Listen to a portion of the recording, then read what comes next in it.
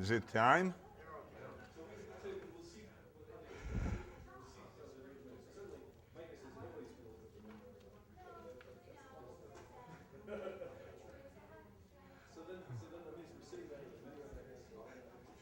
I mean, why would anybody look at the menu online? They're just a lot of beans. Okay, shall we goof off or start? It's not a contradiction, Okay. Okay, I'll start goofing off. The first thing is that, I mean, I was asked by several people a question which I try to avoid. And this is what's going on if the group is not connected. And of course, we try to avoid it because of a well-known reason that G, which is SL2R, is connected.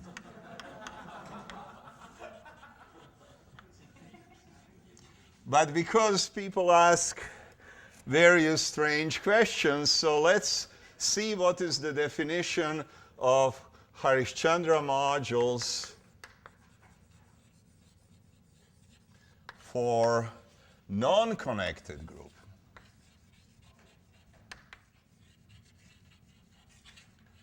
And of course, I mean, a good example is, say, let me say G is SL plus minus 2R. If you want to stay semi-simple, or you can look at GL2R. So in general, the groups you can study are mildly disconnected, so they have finitely many components. If you Maybe we should ask them, why is GL2R disconnected?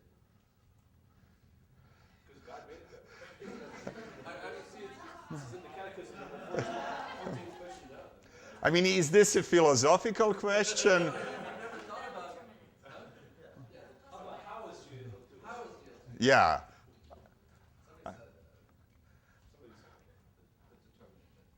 I mean, from the same reason why Bill tortures us with densities all morning.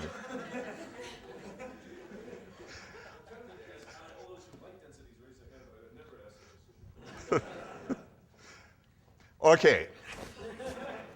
So, I mean, one fact you should know about such groups is that if I have, I mean, now, of course, I am in trouble because I really don't want to define this class of group, but this class of groups basically say they are Lie algebra is semi-simple or reductive, and they have finitely many components, but the general fact, which is important, is that the maximal compact K sees all components. So if I have K and identity component of my group G, so if I look at these products, this will give me all G. So But that would be true for any B group. Because K, you can, I mean, with finitely many components. yes. Okay, I mean, now you're, again, I mean, if this is why I said that the group has to be mildly connected. If I take a discrete infinite group, then this will all be nonsense. But basically, this is the fact that the Lie algebra covers the information about the identity component, but this maximal compact has a representative in each connected component of G. So this is the geometric fact, which is important. And then the definition is rather simple. So you define Harishchandra modules having properties 1 and 2 are listed, and you just have to change compatibility.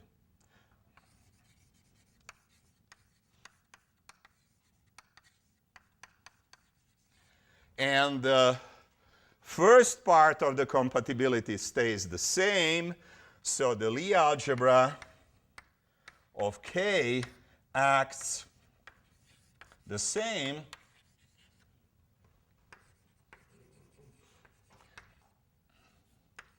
as subalgebra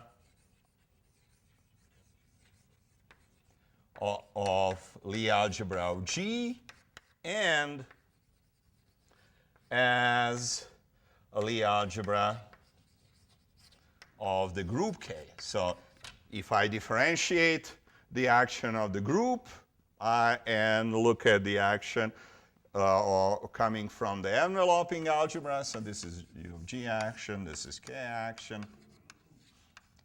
By differentiation, I get the same. But then there is an additional piece of information which is needed, and this is information what happens with the other components. Let me point out that I can act by my group K acts on G by conjugation. So take K, and then K gives me an inner automorphism of the group G, where int K of G is K, G, K inverse. So this is the automorphism of a group. I can differentiate it, and I get so-called add of K, which is a map of a Lie algebra of G into Lie algebra of G. This is just so this is automorphism, so map a tangent space at identity into tangent space at the entity of G, and this gives me so this linear map, which actually is automorphism of a Lie algebra of G, which is called adjoint representation of K. So the group K acts by adjoint representation of Lie algebra, and then the missing piece of compatibility is that pi of add K applied to an element, say, I could say x in the Lie algebra of G is equal pi K pi x pi K inverse. So see, if K is connected, then basically from this compatibility we can prove that this statement is true, because you essentially exponentiate. So, but if K is not connected, and if our G is non-connected, then K is not connected. Because of the statement I mentioned before. So this tells us that in this case, actually, this requirement carries more information than just compatibility on the level of the Lie algebra.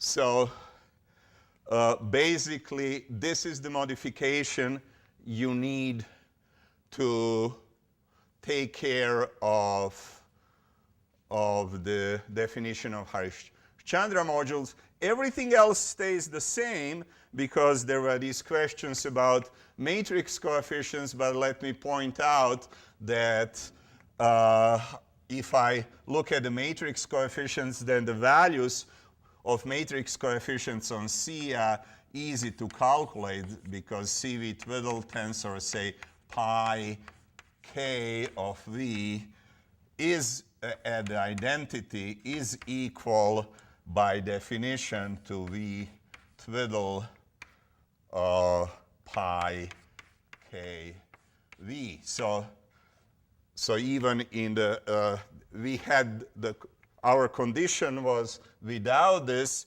but of course because the group K acts on a Harish-Chandra module, I can plug in this vector, and we see that the values of the matrix coefficients on the maximal compact are determined completely by matrix coefficient map. So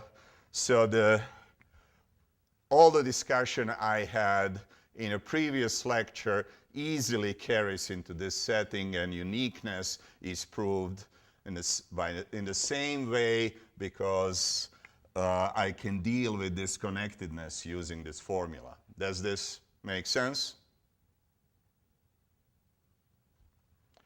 Okay, so this was the first comment I wanted to make. And now I want to discuss differential equations for matrix coefficients. And before that, we have to figure out how to get differential equations at all. And so let me look at a Harishchandra module and see that it has some additional properties which we didn't discuss yet. Yeah, actually, yes. Before I erase, now I just remembered that there is another condition which you have to impose. So now you are really getting me in trouble because with all these things we didn't want to discuss. We cannot look, remember when Peter was talking about we have enveloping algebra of G and we have the center of the enveloping algebra. Our group G, sits, again, this will create enormous disagreement between us if we are trying to be precise, but sits inside complex group. For example, I can look at SL2R and put it inside SL2C. What I want, basically, is that my group, or the corresponding map of Lie algebras, the image under this map falls inside the connected complex group, because there is a problem by this with this center. I want that when the group G, of course, acts by adjoint action on the enveloping algebra U of G. And I want that G invariants of U of G are the center of the enveloping algebra. And basically the center is the stuff which commutes with the Lie algebra, say complexified Lie algebra, so you can exponentiate this, and you see that the center is invariant by this connected complex groups. But in general, if you cook up an example of G, which is just more complicated, then the action on G on the center could be non-trivial, and then we are in trouble. So this is definitely what we want. Of course, this is true in both of my example, SL plus minus 2R and say GL 2R, because it sits into GL2C, which is connected. So anyway, looking at non-connected groups is a nuisance. But it can be done, and it's not very serious. You just have to be careful. You can ask, why do we need the center?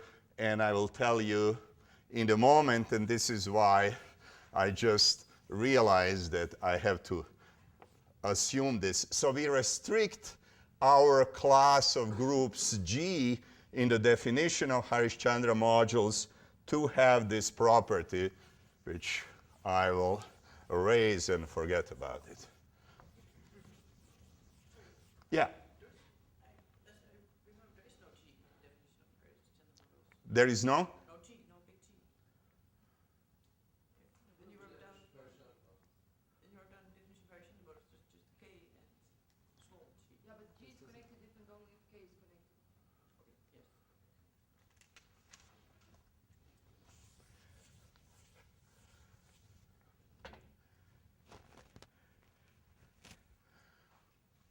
Okay, so let's go back to our SL2R and to connected situation and forget of all of this. So, and let's look at the Harishchandra module. You can ask, why did I assume that V is the sum of Vn's when dimension of Vn is finite? Of course, this was useful. I mean, this was related to admissibility, but there is also another property. Let me take a vector V in V, and let's consider what happens when I apply the center. So I'm taking my representation, applying it to center of V, and I want to see how big is this subspace. So I act by elements of the center. If you want, in SL2, the center consists of polynomials in the Casimir operator.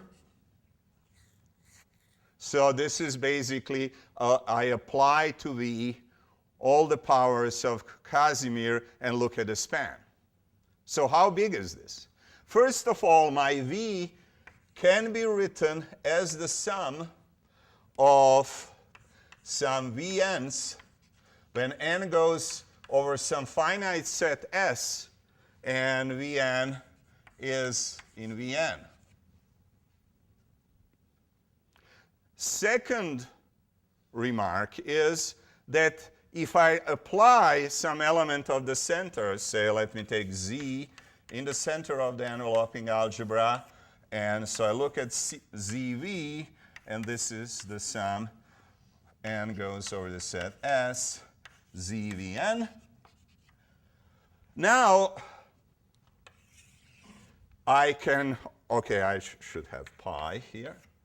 So now, let me see what can I say about these guys. I can apply pi k to pi z of Vn. And now you will see this is exactly the point where I was complaining about a moment ago, because this is in the center of the enveloping algebra, and the action of k commutes with this. So I can write this as pi z pi k of Vn, but this vector transforms under the representation tau n of k, so this is tau n of k pi z Vn. And I mean, if you think that I'm cheating, so let me point out that this is just the version of the compatibility condition I was discussing a moment ago, because pi k, pi z, pi k inverse, I can, by the compatibility condition I discussed, is add k applied to z, and if z is in the center, this is equal to z, and then this exactly tells me that these two guys commute. So if I am dealing with a group which is not connected, then I need this compatibility condition, and I also need the maximal compact acts trivially on the center. So this takes care of this disconnectedness business. But this tells me that this vector pi pi z of Vn is also in Vn. So I have this finite sum, and I'm moving these vectors inside the corresponding subspaces, but the conclusion is that pi z of V is contained in a sum and goes over this finite set Vn. But now these guys are finite dimensional, and this is a sum of finitely many finite dimensional subspaces, so I get that dimension of pi z of g of V is less than infinity. So this is the conclusion I wanted to draw. Yes? You're not assuming that there is a uniform bound on the... No. So the only thing, the upshot of this discussion, that every vector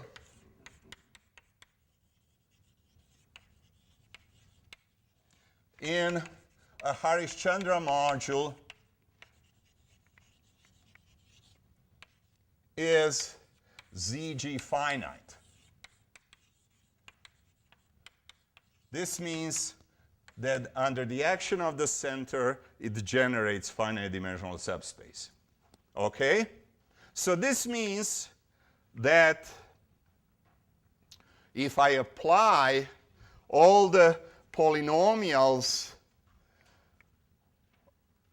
in Casimir, so if I look at pi of c of omega to my vector v, this subspace, or say, okay, let me span of pi omega v, the power of n goes over all positive integers, is finite dimensional. So what can we deduce from this? We have polynomials in Casimir, and we apply to this vector, and this spans a finite dimensional subspace. Yeah, I mean, okay. So there is a polynomial in Casimir which annihilates V. I mean, there is whole ideal of those, and we can take the generator if we want. So there is a polynomial P such that P of omega pi, P of omega applied to V is equal to 0. Okay? And this is our differential equation. Now let's just go back to matrix coefficients. So I had this formula we used last time, that if I take x on C, V twiddle tensor with V, then this is the same if I'm applying the x to this function. This is the same as right regular action and on the functions, and right regular action on the functions corresponds to the action on the second factor. So this is C V twiddle tensor, where here I will have pi of x V. So therefore, if I annihilate this vector, then basically this differential operator annihilates our matrix coefficient. So we get that pi omega C V twiddle tensor V is equal to 0. So this is a function on the group which is annihilated by some polynomial in Casimir, and these are our differential equations for the matrix coefficients. I mean, this is how you get the equations from Harish-Chandra modules. You get to differential equations. Of course, now I have to explain how you can write this down. Any questions? I mean, this is, if you ever solve a differential equation, then you probably complain a lot because this doesn't look like a differential equation you can solve. I mean, this is just a bunch of symbols. So we really want to write it in some coordinates. So how can we do this? We are going to use Cartan decomposition, which Kassaman mentioned, I think, in his first lecture. So let me set up some notation. Okay. Now again, I'm really, this was more or less general argument for any, say, semi-simple or reductive group. I mean, of course, center of the enveloping algebra is more complicated. Your differential equations will be more complicated. There will be an ideal of finite codimension annihilated matrix coefficients in the center of the enveloping algebra. I mean, because in this case, the center is just polynomials in Casimir. We have a much simpler situation. But so now we are sticking with SL2R. And remember that we had this A, which are just diagonal matrices. And the only difference is that I will assume that T is positive. So this is the difference in notation I'm having and Bill had in his lecture. And K is,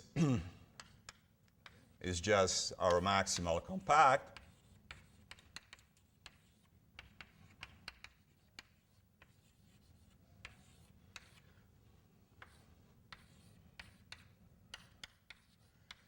And then G can be written as K, A, K. And actually, I think Bill has 1 plus or maybe 2 plus. We can just take half of this A, and we will stay. So maybe we can assume that this T is between is greater than 0 and less than or equal to 1. So that top eigenvalue is the smaller one, call it this A plus, and then this we have this Cartan decomposition, but I will just look at this in this way to not to worry about this, to have the whole group.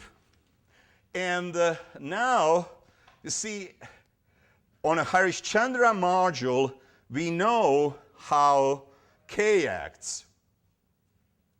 If I have a matrix coefficient, say if I take V in a subspace Vn, and say V twiddle in a subspace V twiddle, say M, then we know how the function behaves there. So let me look at the matrix coefficient, say pi of K1A, K2, V.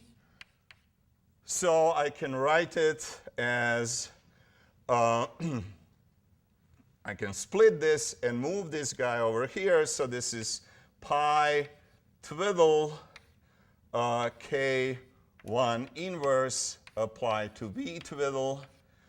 Then I have pi A pi K2V. This is in Vn, so I will have tau n of K2 out. This guy here is in Vm, so I will have tau m of K1 inverse, and then I have V twiddle pi A V. So the end of discussion is that to know the behavior of matrix coefficient, it's enough to know it on the subgroup A. So what we are going to do, we are going to write down our differential equations as differential equations on A. And then, I mean, we can understand what's going on when we put this case in. To simplify things a little bit, we are going to consider, let's say that f is a spherical function of type, and so let's see, I will get in trouble. Okay, let me get in trouble. I mean, because I will mix up my n's and m's. If f satisfies the following relation, that f k1 x k2 is equal, say, tau n k1 f x tau m k2. You see, my possible confusion is switching n's and m's. I mean, these are numbers, but I mean, one comes from the left action of k, one from the right action of k. And clearly, these matrix coefficients up to some shift m in minus m and so on, they are such spherical functions. So now I want to study differential equation p omega f equals 0 when f is a spherical function.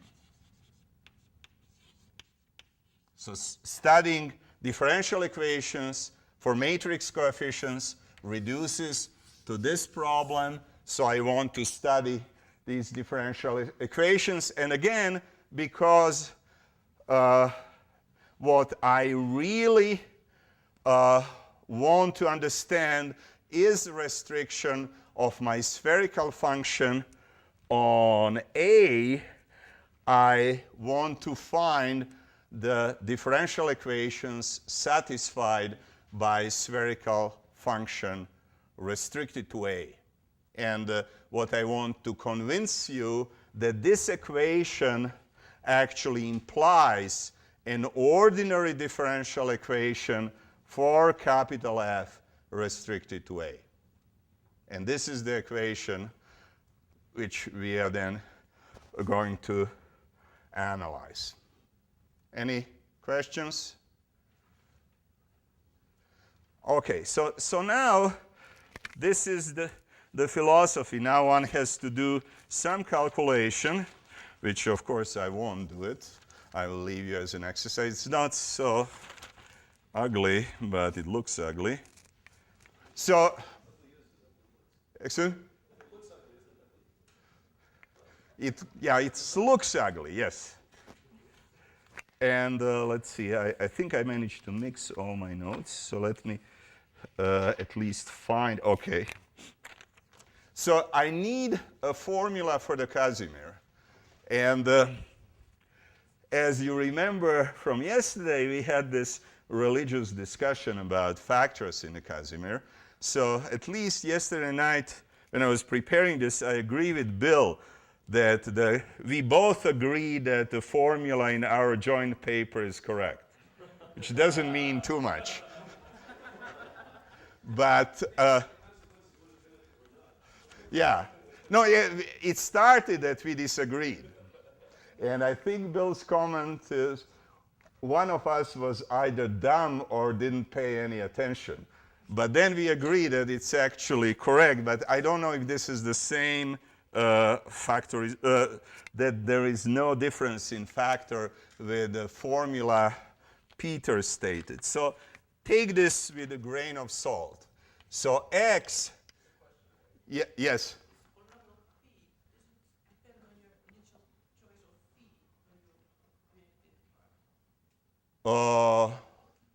which or your choice of V, of course. Yes, yes, yes.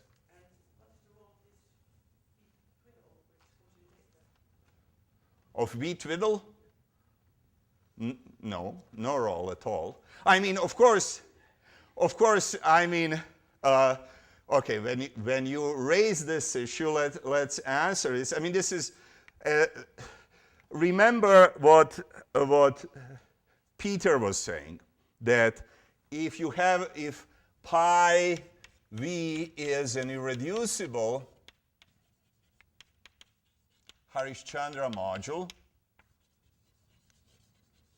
then either by using this Smier's lemma or by the argument which was basically this calculation I was doing, you know that the center of the enveloping algebra acts by this infinitesimal character, so it acts by a homomorphism into complex numbers. So this means that in this case pi of omega is lambda. So this is the value of infinitesimal character on omega times the identity operator. So this means for irreducible representations, differential equations for all spherical functions in that irreducible representation are of this form. So whatever v and v twiddle are. My only objection is that lambda equals chi. I mean, this chi is homomorphism. This lambda is a number, just a complex number, which I think was also lambda in your lecture. It was supposed to be, but it turned out to be lambda squared.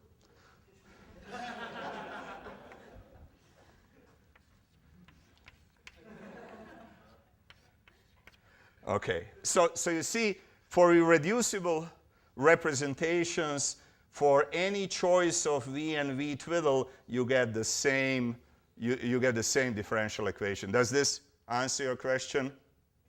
Maybe you should say what is P? P? What is capital P if it's polynomial? Capital P in this P of omega is omega minus lambda square over 4. You want me to write this? Disappeared from the expression. What? I thought, in the beginning I asked if this p is depending on your choice of p because you created by. Yes, it depends, because I want to have a theory which allows representations not to be irreducible.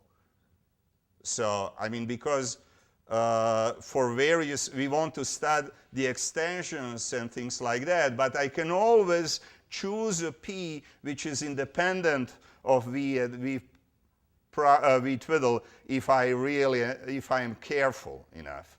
But I mean, for this purpose, this is not something really important at this moment. I think Vincent's confused because this chi or this lambda depends on v. No, chi does not. No, I mean, he doesn't like the idea that if I vary a vector, the differential equations change, but I mean, who cares? I mean, they will change. I mean, I don't want to discuss issues like length of these Harish-Chandra modules and how they relate to irreducibility. I just want to know that some properties of the solutions, and those properties won't care at this level too much of v and v twiddle. Yeah. I think I'm having the same problem is that we define P from a single vector B, and then it turns out that the polynomial that we get in this case is independent of the No, in this case, but I won't, in the arguments I'm going to do, I won't be varying vectors. So I will take one vector and any v twiddle, and I just want to study such matrix coefficients. So it is true that this p depends on v, but not in a very serious way. But at this moment, this is completely irrelevant issue. And I mean, you will see tomorrow that what is the final answer to this. But I mean, I really don't think that it makes too much sense to worry about this now. Okay, so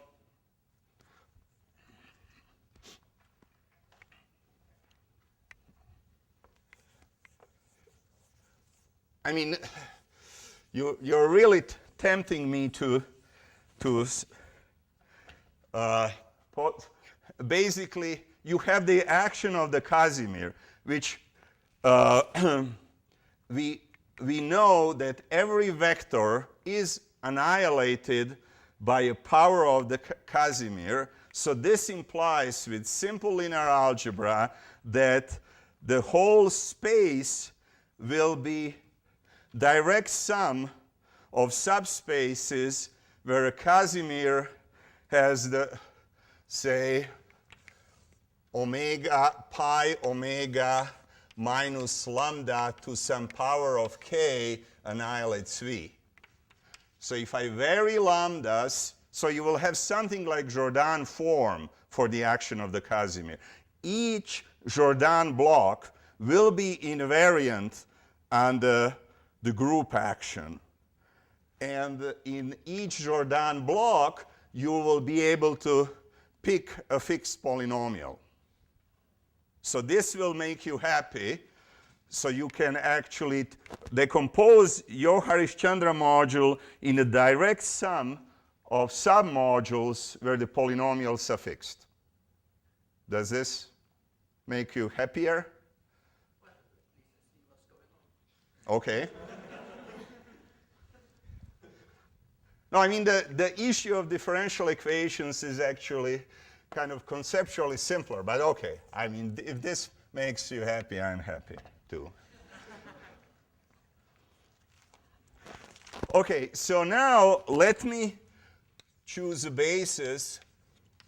So this is my x, which I think was also showing up before, but now I have 1/2 here. I think Peter didn't have 1/2, and then y is equal to 0, 1, 0, 0.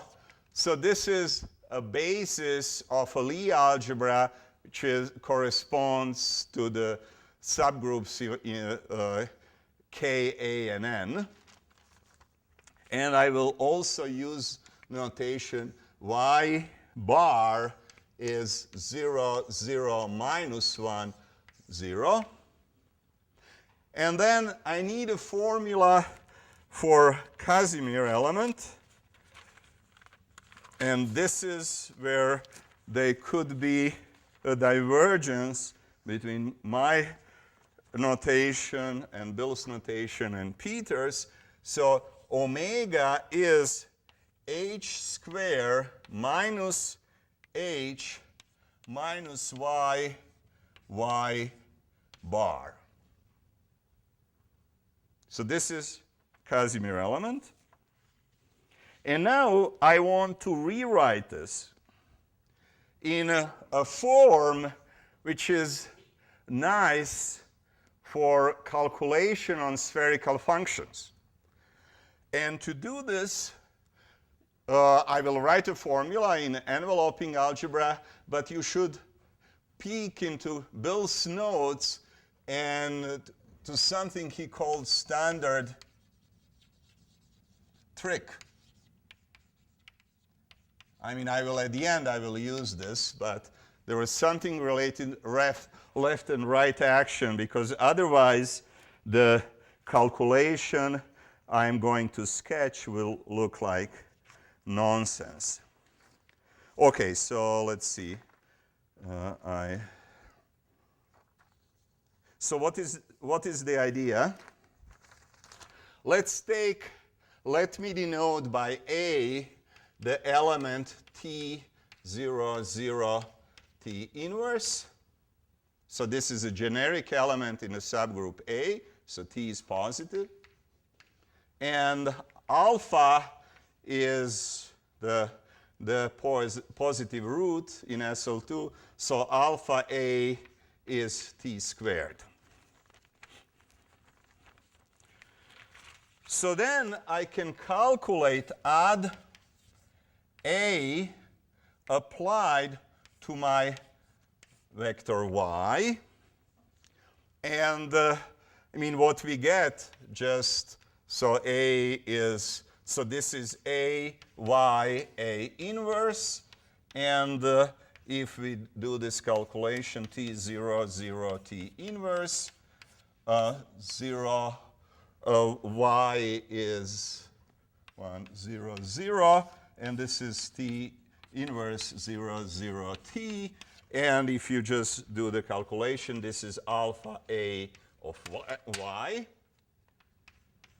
And there is a companion formula that add A applied to y bar is equal alpha A inverse y bar. So both y and y bar are eigen vectors of this add A. Now observe that our x is the sum of y and y bar.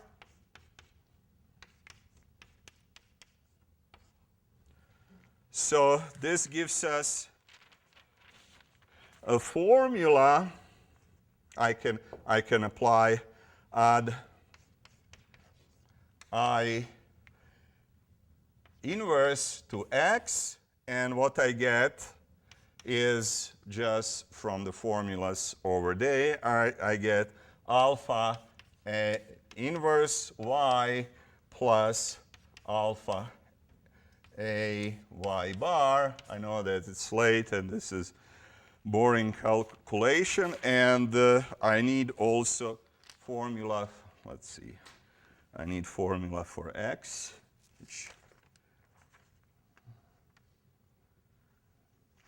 Oh, okay, no, I am taking this formula and then I subtract minus alpha a x, and here this is minus alpha a y minus alpha a y bar. So I'm getting rid of y bars and I get the formula for y, which is the statement I wanted to have. Y for a 1 minus alpha a squared times add a inverse of x minus alpha a of x. So this gives me a formula for vector y using this vector here and x.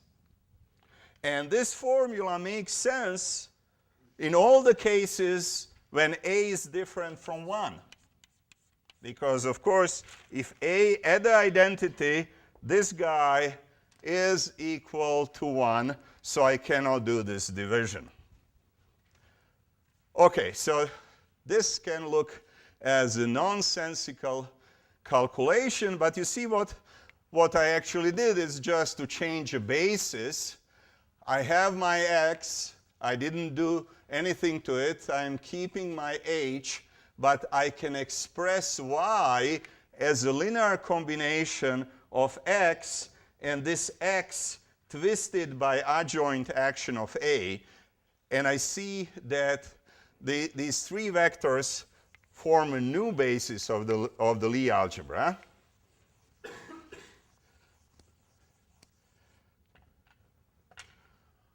So I have a basis which consists of x, h, and add a inverse of x. And now I can use this basis to write Casimir in it. Casimir will be some quadratic expression involving those elements, and you do a calculation, which is, if you are lucky, it's not so horrible, but it's a mess, and you get a formula for a Casimir in this basis. And let me write this formula. It's not better than this one over here. It's just more useful in studying spherical functions.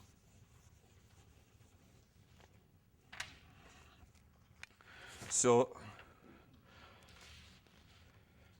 what the formula is the following. I mean, it looks pretty horrible.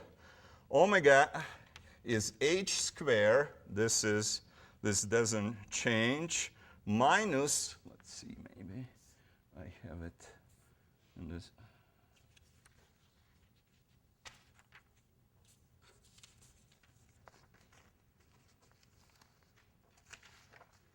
I have two versions. Yeah, I think that this one is better organized. Minus 1 plus alpha a squared over 1 minus alpha a squared h. Oh, yeah, let's see. No. I mean, this is already applied to spherical function. I mean, yes.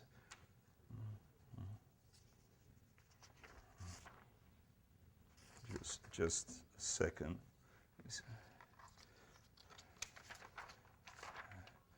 I shouldn't be doing this way.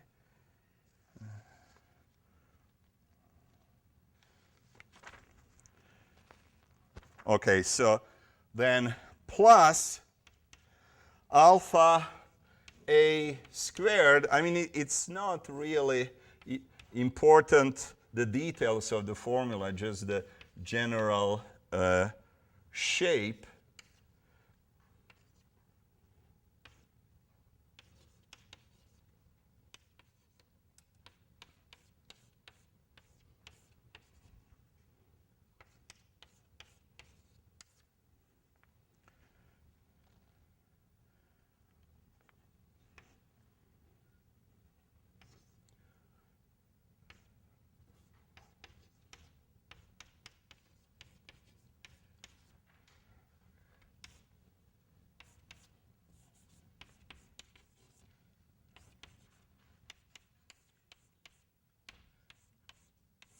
And let me. I mean, here I have to check it. Here I am suspicious about something. I have to fix this. Yeah, it's here in the at the bottom is just a moment because I hate doing this because I can hear all your complaints in the background. So it's something like this. Yeah. Why don't you remind us why this basis is better? No, wait. I mean, this will be explained in a moment. This is because of the standard trick. Yes. So you will see this in a second. I mean, I have to finish in 5 minutes, so you will see the end of the story. So this is a horrendous expression for the Casimir, but you see, I didn't do anything. I just picked a silly basis for a fixed A, and I rewrote this formula in this basis. Now, remember what Castleman was doing. If I have a function at a point A,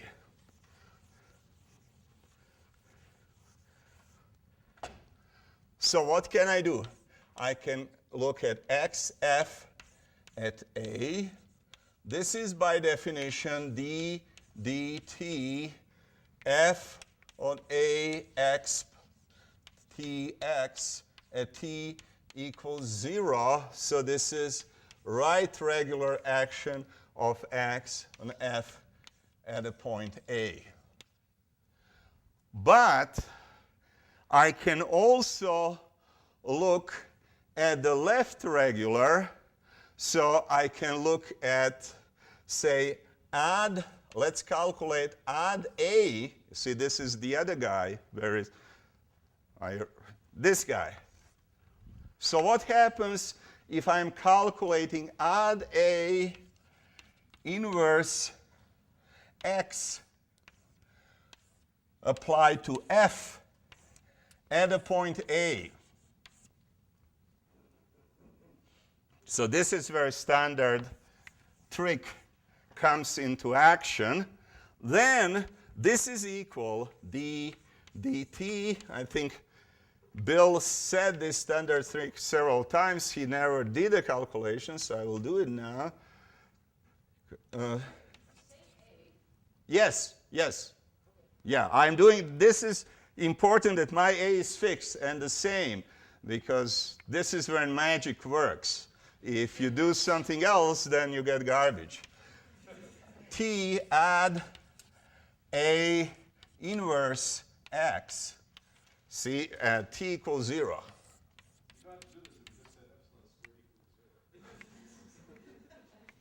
No, I mean, this is too deep for me at what, 4:30 in the afternoon, after several nights of non-sleeping. So now, this thing I can rewrite. So the adjoint action, this is A inverse x A. I can pull this out of the exponential. I'm calculating exponential of matrices. So this is A inverse exp tx and A. And you see these two guys cancel out. So now I am actually using,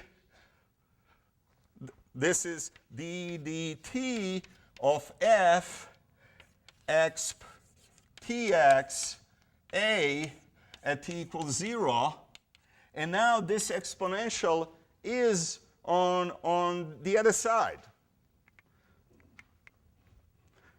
Okay? So now, let's assume, Bill expressed this using left regular action. I even don't care about this, because let me point out that I'm dealing with spherical function. I'm going to use this Casimir to apply it to a spherical function.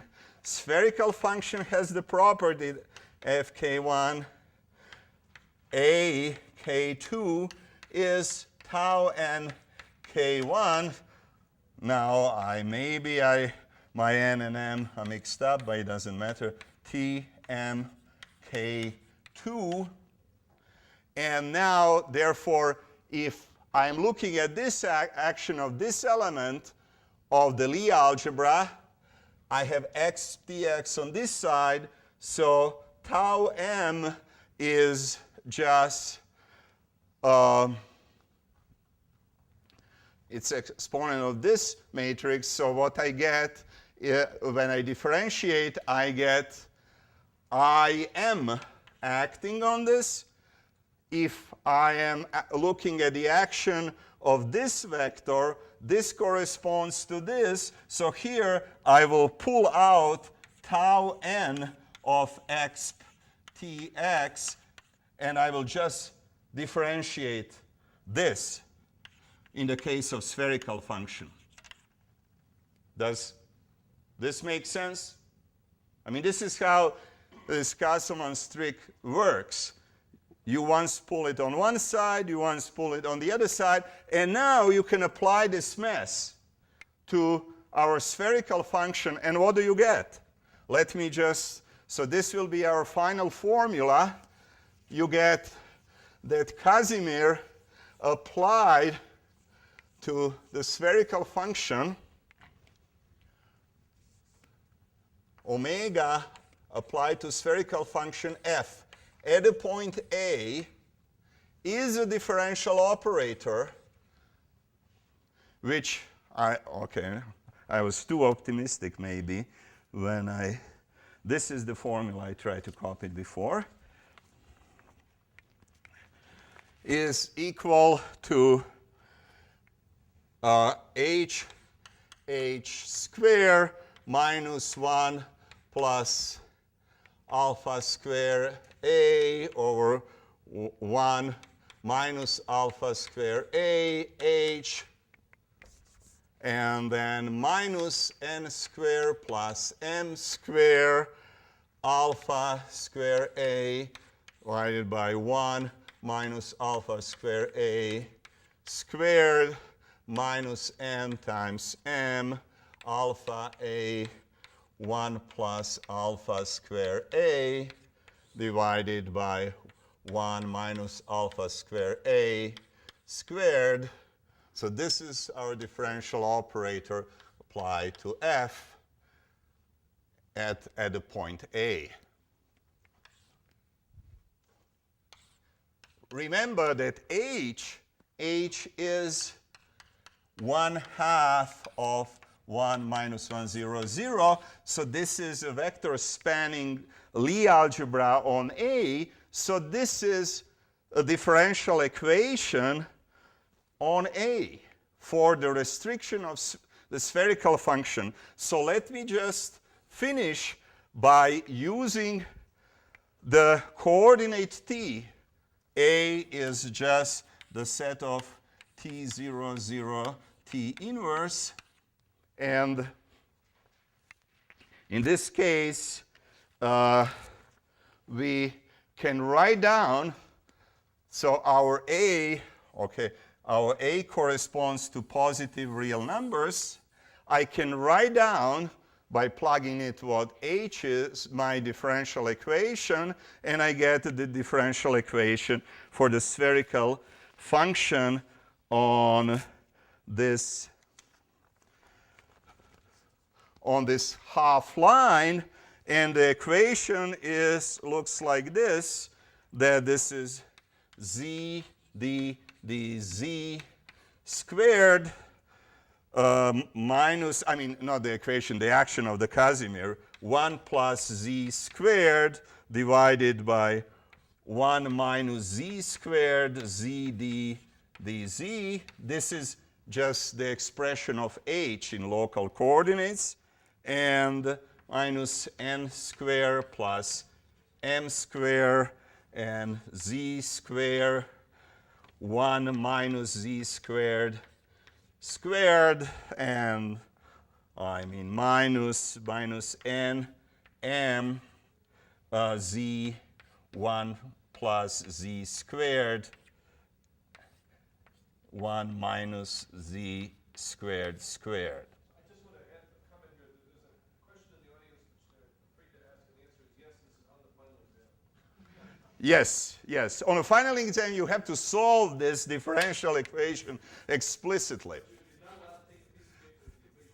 Yeah, you have to remember the equation. So this is, okay.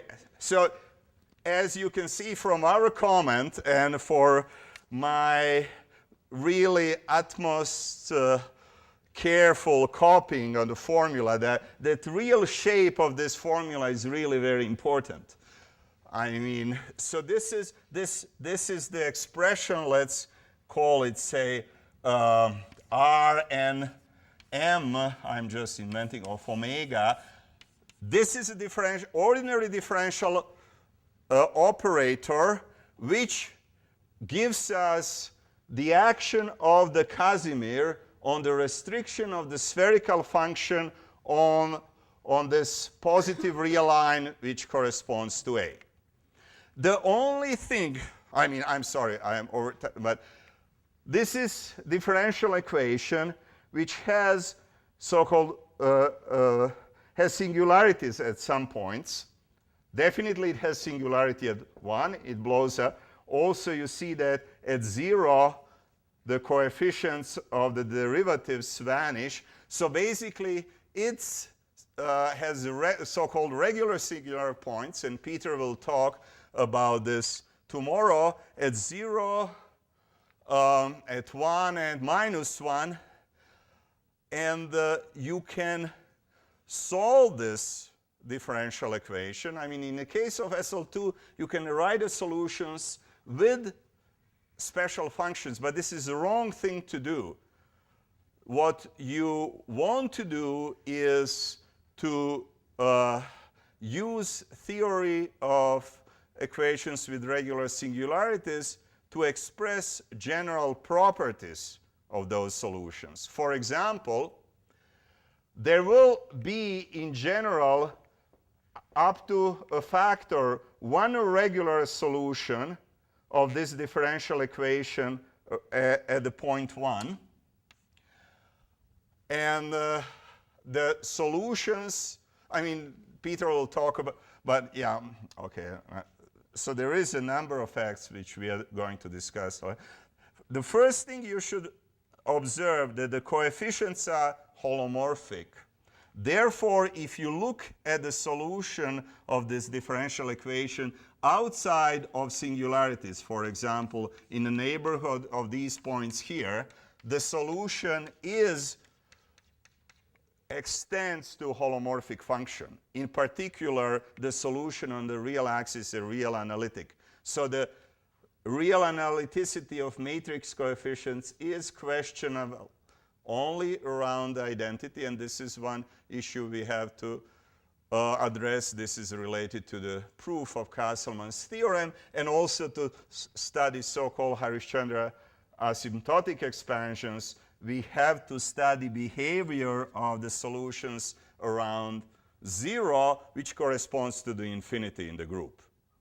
But, I mean, this is, so tomorrow, Peter will discuss just some general facts about differential equations. We need just, essentially, just a second-order differential equation with regular singularities and how you can solve it. And then we are going to use just these general things to say something about the matrix coefficients of Harishchandra modules and the consequences in representation theory. I'm sorry for going over time, but I'm in this. If I had a slide with this magic formula, I will save 15 minutes. But. Okay, any questions? Yeah. Yes, yes. This is the equation just for spherical function. Yes. That shows that the dimension of such space of such functions is something. Yeah, I mean, okay. I mean, again, this is now you are stealing Peter's results for more. From analyzing the space of solutions at identity, you will see that the equation omega f is equal to, say, lambda square over 4f for type NN. NN. Yeah, I'm looking at diagonal term. Of course, if I take n different from n, that at this point, my matrix coefficients vectors will be perpendicular and matrix coefficient will be 0. That for this, the differential equation has one solution up to a scalar. Of course, this one solution is non-zero at that point, and it has to be v twiddle v. So there is a unique solution of differential equations for this number, and this unique solution lives in unique irreducible Harishchandra modules. So you see, if you fix eigenvalue of a Casimir and fix the representation of K, there is one irreducible Harishchandra module with this data. Peter proved this using calculation. Here you have a proof using differential equations. So you see, this is in this last lectures, I mean this week and next week, you will see that we are going to reprove a lot of results over and over using quite different methods, which will, in some sense, start converging to. Okay, any other questions?